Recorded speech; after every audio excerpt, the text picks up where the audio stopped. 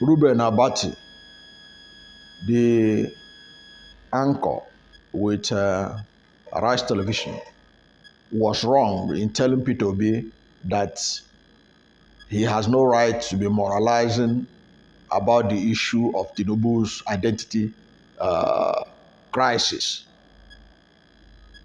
That if he had any issue to go to do, on that score, he should go to court.